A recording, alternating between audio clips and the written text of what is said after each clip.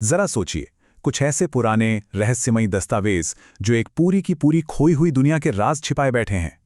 आज हम बात करने वाले हैं ब्राह्मण ग्रंथों की, और हम मिलकर ये जानने की कोशिश करेंगे कि ये हमें पुराने भारत के बारे में क्या कुछ बता सकते हैं। लेकिन रुकिए, सबसे पहले एक बहुत जरूरी सवाल, क्या मजहबी किताबों से इतिहास का पता चल सकता है? मतलब, क्या इनमें सच में कोई हिस्टोरिकल वैल्यू है?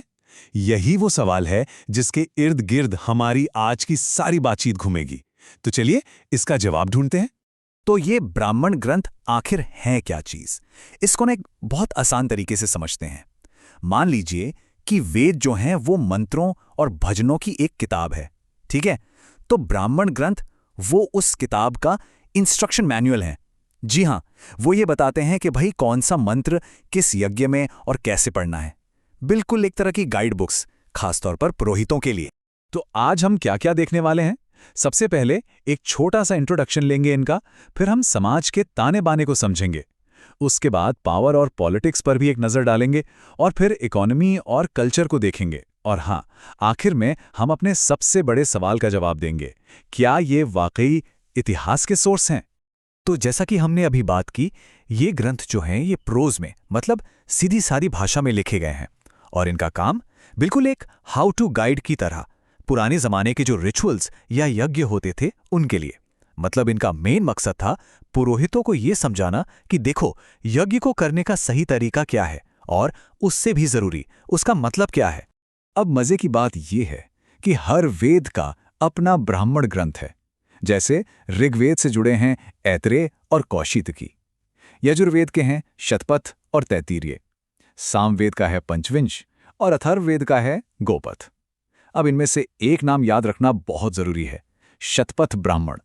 ये ना सिर्फ सबसे बड़ा है बल्कि सबसे इंपॉर्टेंट भी है। आज की हमारी ज्यादातर जासूसी इसी ग्रंथ के जरिए होगी। चलिए अब अपनी तहकीकात के पहले हिस्से में चलते हैं और देखते हैं कि समाज का ताना बाना कैसा था। इन ग्रंथों में छिपे सुरागों को जोड़कर देखते हैं कि उस वक्त की सोसाइटी आखिर दिखती कैसी थी। तो शतपथ ब्राह्मण जैसे ग्रंथ जब हम पढ़ते हैं तो एक बात बिल्कुल साफ हो जाती है।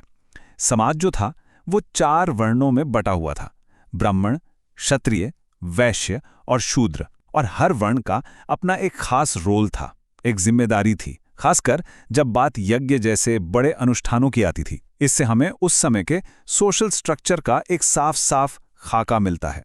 और यही शतपथ ब्राह्मण में हमें एक बहुत ही मजबूत और दिलचस्प सुराग मिलता है। यहां पत्नी को अर्धांगिनी कहा गया है। अर्धांगिनी यानी आधा अंग। इसका मतलब क्या हुआ? इसका मतलब यह था कि कोई भी यज्ञ पति अपनी पत्नी के बिना पूरा कर ही नहीं सकता था, उसकी मौजूदगी जरूरी थी, वरना यज्ञ अधूरा माना जाता था। लेकिन कहानी का एक दूसरा पहलू भी है जो समझना बहुत जरूरी है।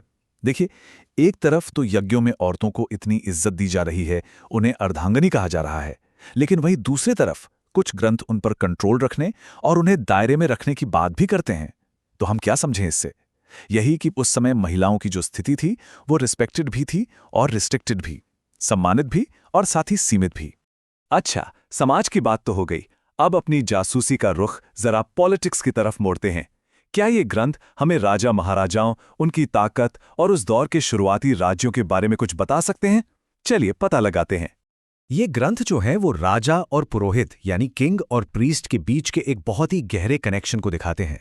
देखिए, राजा के पास पॉलिटिकल पावर तो थी, लेकिन अपनी उस पावर को, अपनी सत्ता को लेजिटिमेसी देने के लिए उसे पुरोहितों की जरूरत पड़ती थी। उन बड़े बड़े यज्ञों की जरूरत पड़ती थी जो पुरोहित करवाते थे। सीधी सी बात है, पॉलिटिक्स और रिलीजन उस वक्त एक दूसरे से बहुत गहराई से जुड़े हुए थे। और सुनिए, शतपथ ब्राह्मण में हमें बाकायदा कुछ राज्यों के नाम भी मिलते हैं, जैसे कुरु, पांचाल और विदेह। अब ये एक बहुत बड़ा हिस्टोरिकल क्लू है। यह हमें बताता है कि उस वक्त का समाज अब सिर्फ कबीलों में नहीं जी रहा था, बल्कि वो आगे बढ़कर ऑर्गेनाइज्ड पॉलिटिकल स्टेट्स, मतलब राज्यों की शक्ल ले रहा था। अश्वमेध यज्ञ का ही उदाहरण ले लीजिए। सुनने में लगता है कि ये कोई धार्मिक पूजा पाठ होगा। नहीं, ये सिर्फ एक धार्मिक अनुष्ठान नहीं था। ये तो असल में एक राजा की ताकत और उसके एम्बिशन का खुला ऐलान था, एक पॉलिटिकल स्टेटमेंट। इसी यज्ञ के जरिए राजा अपनी पावर दिखाता था, ये बताता था कि वो अपने इलाके को और बढ़ा रहा है और अपनी हुकूमत कायम कर रहा है। चलिए अब अपनी तहकीकात का दायरा थोड़ा और बड़ा करते हैं। इन ग्रंथों के पन्नों को पलट के ये समझने की कोशिश करते हैं कि उस जमाने के लोग जीते कैसे थे, उनकी रोजमर्रा की जिंदगी कैसी थी, उनके लिए क्या चीजें मायने रखती थीं। अगर हम इकोनॉमिक लाइफ की बात करें तो ऐतरेय ब्राह्मण जैसे ग्रंथ एक दिलचस्प बात बताते हैं। उस सोसाइटी में दौलत का सबसे बड़ा पैमाना क्या था पता है? पशु, खासतौर पे गायें। जिसके पास जितनी गायें वो उतना अमीर। गाय ही असली दौलत थी। हाँ, उसके बाद जमीन और सोने का नंबर आता था। इससे साफ पता चलता है कि वो एक एग्रीकल्चर बेस्ड इकोनॉमी थी। आपने ध्यान दिया होगा, इन ग्रंथों में यज्ञ शब्द बार बार आ रहा है। ये यज्ञ सिर्फ कोई पूजा पाठ नहीं था, नहीं, ये तो उस वक्त की धार्मिक और सामाजिक जिंदगी का सेंट्रल पिलर था। एक तरह से कहें तो सब कुछ इसी के इर्द गिर्द घूमता था।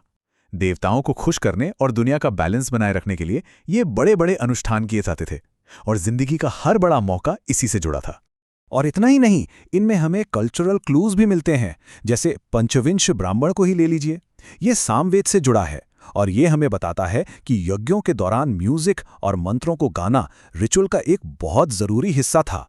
तो सोचिए, ये धार्मिक किताबें हमें उस जमाने की आर्ट जैसे म्यूजिक के डेवलपमेंट के बारे में भी बता रही हैं।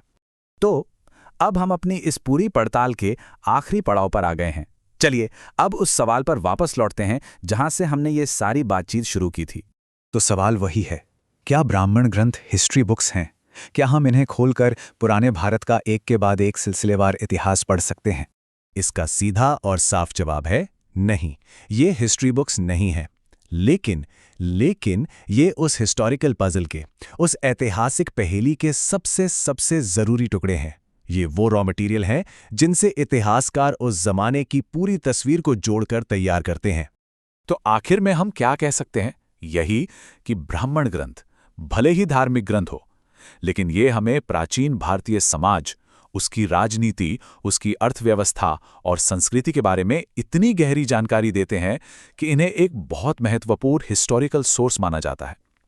ये हमें सीधे सीधे ये नहीं बताते कि कब और क्या हुआ, नहीं, पर ये हमें उस दौर के कैसे और क्यों को समझने में मदद करते हैं।